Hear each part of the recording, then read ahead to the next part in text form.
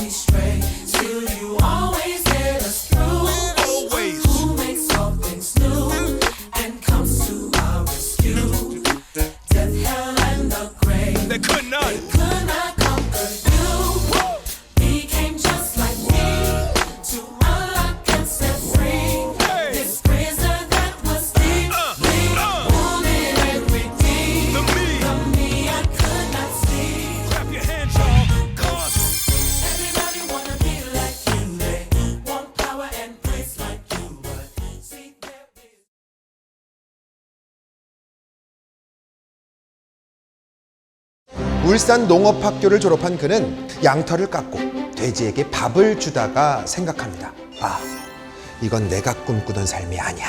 그 상황에서 선택하게 됐었던 게 도일. 식민지 조선의 동년배 다른 친구들과는 다른 길을 가야겠다라고 생각은 했었던 것 같아요. 일본에서부터 창업을 하셨어요. 일본에서 껌이라는 것을 개발을 하시고 굉장히 고객 중심 경영을 가장 먼저 하신 기업가가 아닌가. 지금으로 얘기하면 뭐 예술 경영이라고 얘기하기도 하고 또는 뭐 인문학 경영이라고 얘기도 하고 그런 분 아니셨는가.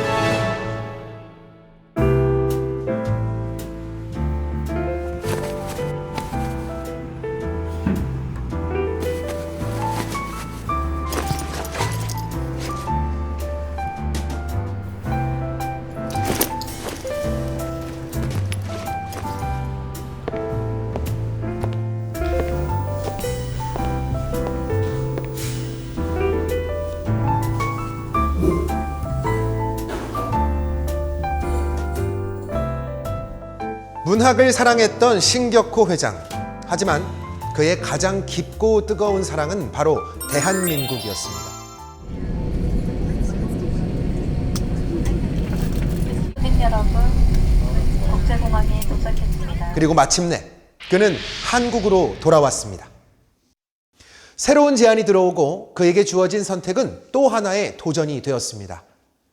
이제 더 이상 사업가가 아니라 한국 경제의 판을 바꾼 개척자가 됩니다.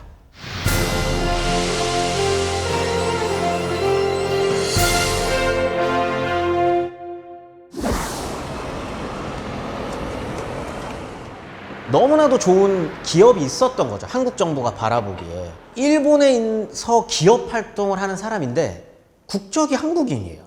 그러면 너무 매력적이지 않나요? 일본에서 제과 시장에서 나름 성공을 거두고 업계 1위를 하고 있는 기업이 있는데 그 기업의 대표가 한국인이면 한국인들 입장에서도 신격호가 한국에서 사업을 하는 거에 대해서 거부감도 덜 가질 거죠.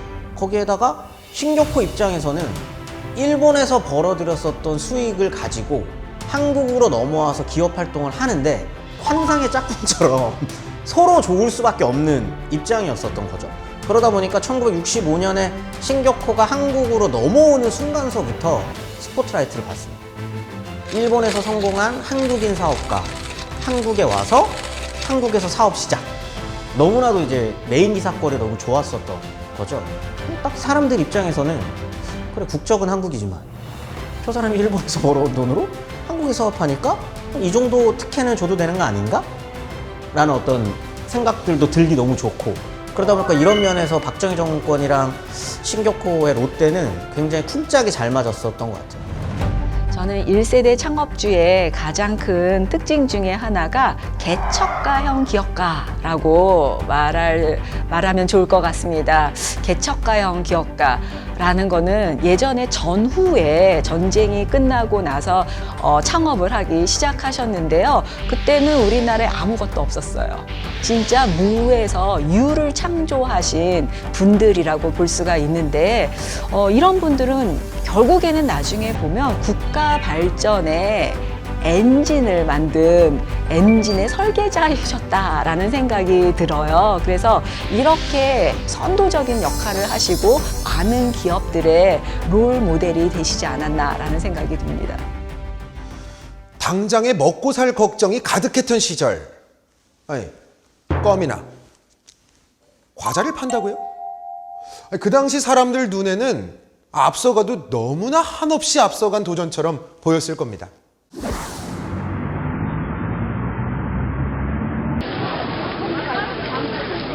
제일 어려웠던 건 시장이 없다는 게 제일 어려웠을 것 같고, 제과라고 하는 부분이 당시 당연히 한국인들에게는 사치품이거든요. 지금으로서는 이제 상상도 할 수 없는 거지만, 이 시기에 밥도 지금 이때 보릿고개가 아직 있던 시절이었는데 아예 제로 베이스에서 세팅을 해야 됐던 시절이기 때문에 그것부터도 하나하나 롯데가 풀어나가야 하는 문제였거든요. 그래서 제일 큰 거는 시장이 없는 거, 그 다음에 법적 장치가 없는 것, 그 다음에 이제 원료 수급의 문제, 그 다음에 껌이라고 하는 게 어떤 거다라고 하는 인식을 심어줘야 했던 것, 하나하나가 다 난관이었다고 볼 수 있죠. 하지만 바로 그 선택이야말로 신격호 회장의 남다른 통찰력이 빛을 발한 순간이었습니다. 경제가 아무리 어려워도 사람들은 작은 기쁨을 원한다는 사실을 믿었던 거죠. 단순히 배를 채우는 것이 아니라 입안을 즐겁게 해주는 껌 한 조각, 행복을 더하는 과자 한 봉지. 그 작은 즐거움이 소비자의 마음을 움직였습니다.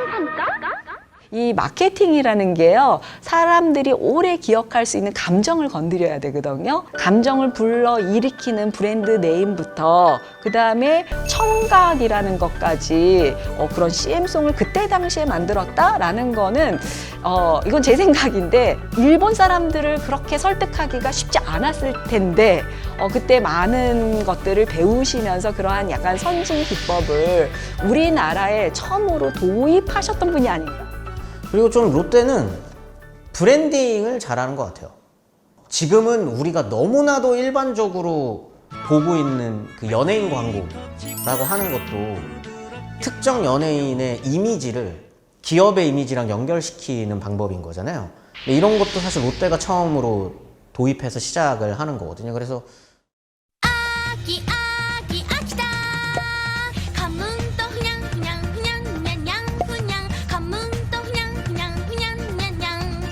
이런 거는 어떻게 보면 내리에 딱딱 꽂히는 광고 문구인 거거든요. 이게 지금 우리는 너무나도 일반적으로 보고 있지만 당시에 롯데가 처음에 할 때는 굉장히 생소한 거였고 그런 측면에서 굉장히 앞서 나간 좀 광고 기법이자 브랜딩 기법인 거죠. 주시 후레쉬, 프레쉬 민트, 스피아 민트, 롯데껌. 좋은 사람 만나면 나눠주고 싶어요. 껌이라면 역시 롯데껌. 이 노래 기억하시죠? 기발한 아이디어와 감각적인 연출, 그리고 한 번 들으면 절대 잊혀지지 않는 CM송이죠. 한국과 일본 다른 CM송을 가지고 있지만요, 굉장히 중독성이 있다는 공통점이 있습니다. 요즘 나왔으면 수능 금지곡 같은 거죠. 오감을 활용한 마케팅입니다. 시각적인 것뿐만 아니라 청각까지 사로잡는다. 롯데의 광고는 브랜드와 고객 사이의 친밀한 연결고리였습니다. 컴퓨터 후양양은 씹으면 부드럽다, 뭐 이런 거를 전면으로 내신 것 같아요. 역시 일본 광고에도 고객의 감각, 느낌 이런 것들을 소구한 광고 아니었나 하는 생각이 들고, 청각에 호소하고 미각에 호소한 그런 부분들이 신격호 회장님 참 새로운 그런 센스랄까요? 그런 거라고 생각이 드는데, 과연 그럼 그런 것들이 어디에 기인했을까? 무엇으로 인해 기인했을까? 그는 단순히 사업을 성공시키는 것을 목표로 삼지 않았습니다. 그보다 더 크고 더 깊은 뜻이 있었죠. 회장님이 꿈입니다. 한국이 경제적으로 굉장히 어려웠고 놀이시설도 별로 없었을 때인데 그런 어린이들 또 참 청소년들에게 그런 꿈과 희망을 심어주기 위해서 이 롯데월드를 만들었습니다. 뭐냐면은 롯데월드 테마송이 있습니다. 로고송이 있습니다. 로고송이 보면은 꿈의 나라, 신비의 세계, 모험의 세계 이런 가사가 나옵니다. 그래서 어린이들에게 그런 꿈을 키워주고 그런 신비한 세계를 체험하고 모험을 체험함으로 인해 가지고 거기서 꿈을 키우고 야망을 비전을 키우도록 해야 되겠다 싶은 생각에 그런 어린이들을 위해 가지고 이런 실내 테마파크를 만들었거든요. 특히 이제 회장님이 롯데월드에 한 번씩 그게 순시하실 때가 있거든요. 와서 이제 쭉 순시하다가 그 젊은 청소년이든지 어린애들이 막 뛰어노는 걸 보면 정말 흐뭇해하시면서 웃으시는 그런 모습을 정말 생생하게 합니다. 저는 항상 회장님께서 참 나라를 무척 사랑하시는 분이다. 그런 걸 항상 느껴왔죠. 그 당시만 하더라도 이제 외국 사람들이 관광 와서 서울에서 볼 것들이 많지 않으니까 그러면 서울에 품격을 높일 수 있다면은 관광 인프라를 만들어서 경제에 도움이 되도록 해야 되겠다. 이런 말씀을 자주 하셨거든요. 나라를 사랑한 신격호 회장은 수익보다 더 큰 가치를 쫓았습니다. 그는 서울 소공동에 롯데호텔을 세우며 단순한 숙박업이 아닌 고객을 향한 서비스의 철학을 담았습니다. 편안한 공간, 정성스러운 환대. 신격호 회장은 이 호텔에서부터 사람을 먼저 생각하는 기업을 만들고자 했습니다. 그리고 그 철학은 롯데월드 타워라는 새로운 꿈으로 이어졌습니다. 한국의 위상을 높이기 위해 수많은 반대에도 불구하고 롯데월드 타워를 세웠습니다. 그 결단은 단지 건물을 세운 것이 아니라 대한민국이 세계로 도약하는 상징이 되었죠. 주변 사람들 역시 그의 뜻을 자랑스러워했습니다. 롯데호텔, 롯데월드, 백화점에 아파트, 거기다 롯데월드 타워까지. 그가 세운 것들은 단순한 건물이 아니었습니다. 그리고 그 꿈의 정점이 바로 123층 롯데월드 타워였습니다. 돈 벌려고 지은 거 아니냐고요? 사업성을 보고는 할 수 없는 사업이 이제 초고층 프로젝트거든요. 그 이유가 이제 일반 건물에 비해서 공사비가 두세 배 더 들어갑니다. 그러니까 회장님께서는 이걸 사업으로 보신 건 아니라고 생각을 해요. 우선 우리 그룹 내부에서 우리 간부들이 그 반대를 많이 했습니다. 굉장히 비효율적이거든요.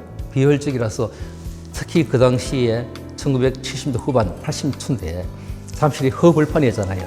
비용이 많이 드는데도 불구하고 짓는다는 것은 굉장히 큰 모험이었지 않습니까? 그래서 우리 내부에서 좀 반대가 있었는데도 불구하고 회장님은 당신의 그 꿈을 이렇게 해가지고 그 투자를 결정했거든요.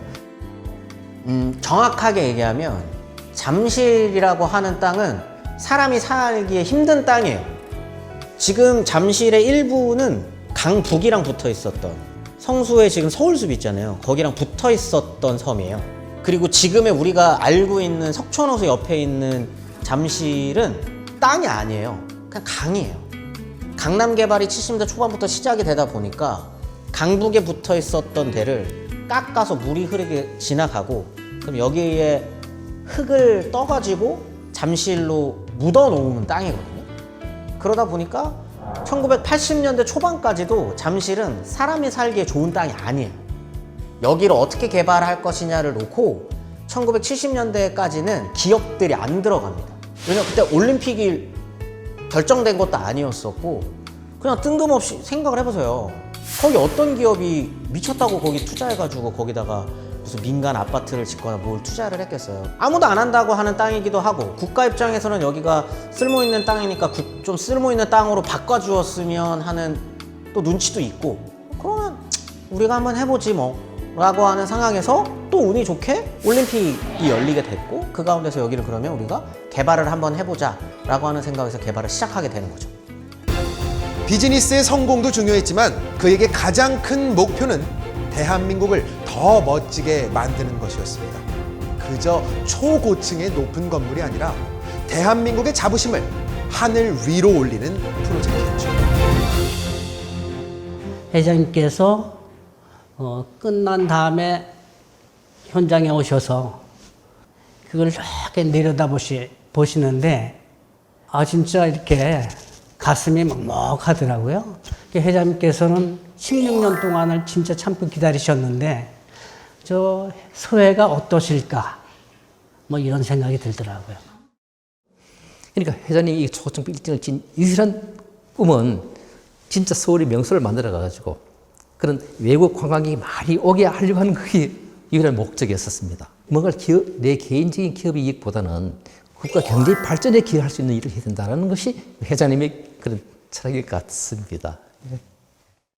시간이 흐르며 그 정체성은 점차 분명해졌고 한국 기업 롯데는 국경을 넘어 더 큰 신뢰를 얻게 됩니다. 그 신뢰는 곧 성장으로 이어졌습니다. 한국에서, 일본에서, 그리고 아시아 전역에서 롯데는 새로운 방식으로 세상과 소통하며 기업의 지평을 넓혀갔습니다. 기업은 빠르게 성장했지만 그 과정이 늘 순탄했던 것은 아니었습니다. 성장의 이면에는 수많은 위기가 있었죠. 특히 경영권 분쟁이라는 커다란 시련으로 기업 내부의 갈등이 표면화되었고 롯데의 이미지에도 큰 타격이 있었습니다. 전개상을 보면 결국에는 형제 간의 갈등이 많았던 것 같아요. 왜 갈등이 일어났을까?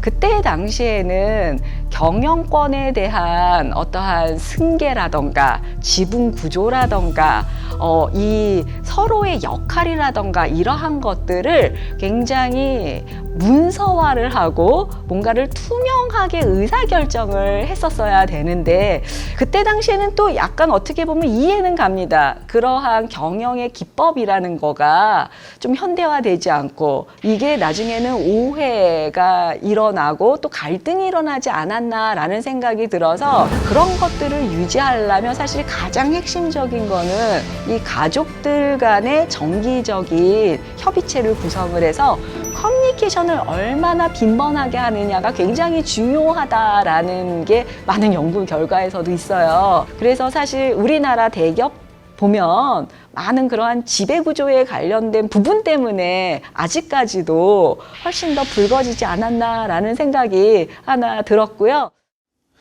혼란의 중심에서 기업은 매 순간 중요한 선택을 해야 했지만 어떤 순간에도 원칙을 지키는 경영 철학은 흔들리지 않았습니다. 하지만 여전히 롯데를 일본 기업으로 기억하는 사람들이 많습니다. 그래서 우리는 직접 일본으로 향했습니다. 과연 일본인들은 롯데를 어떻게 기억하고 있을까요? ロッテが韓国の企業か日本の企業かって考えたことはありますか？それは韓国って知ってます。なんとなくはあるんですけど、でもロッテイコール昔から日本にあるんで、なんか日本にあるイメージがあります。イメージはやっぱり日本の感じが強いですね。でも韓国の、元は韓国の会社というかっていうのも知ってます。韓国の企業、元は韓国の企業だっていうのは聞いたことはありますけど、今日本にあるロッテが分裂してもう日本の所属になっているのか、それとも韓国の会社なのかっていうそういう細かいところまではわからない。そうですね。私十数年前に韓国行った時にロッテの大きいショッピングセンターですか、それを見てそこで、韓国の、お菓子てかメーカーさんなんだなって企業さんなんだなっていうことを知りました。はい、それまでは日本の企業さんかなと思ってました。特に、意識はしてなかったけど、もともと日本の企業だとは、思ってたけども、この間韓国に旅行に行って、でその時にロッテタワーとかそういうのを見て韓国の大きな企業なんだなってのを思いました。 예상과 달리 일본인들 역시 롯데를 한국 기업으로 인식하는 경우가 많았습니다. 신격호 회장은 강조했던 말이 있습니다. 기업은 단순히 돈을 버는 곳이 아니다. 사회에 도움이 되고 사람들에게 가치를 주는 곳이어야 한다. 그가 꿈꾸어온 기업은 물건을 만들어 팔며 수익을 내는 것만이 아니었습니다. 사람들의 삶을 더 편하고 행복하게 만드는 역할을 해야 한다고 생각했죠. 그리고 더 나아가 기업이 성장하면서 사회 전체에도 좋은 영향을 주어야 한다고 믿었습니다. 그의 이런 생각은 오늘도 많은 사람들에게 도전과 영감을 주고 있습니다. 기업은 단순히 돈을 버는 곳이 아니다. 나중에 우리도 나라가 생기면 나는 이런 걸 해야지. 누군가에게 이렇게 도와줬을 때 상대는 이렇게 황홀하고 글로벌 기업으로서 성장할 수 있는 방안을 더 많이 배운 것 같아서 너무 좋았고요. 받은 만큼 배운 게 있는 만큼 뭔가 베풀고 싶다라는 그런 마음이 들었던 것 같습니다. 안녕하십니까. 재단을 설립했던 할아버지의 뜻을 이어 앞으로도 더 많은 사람들에게 내일의 희망이 될 수 있도록 최선을 다할 계획입니다.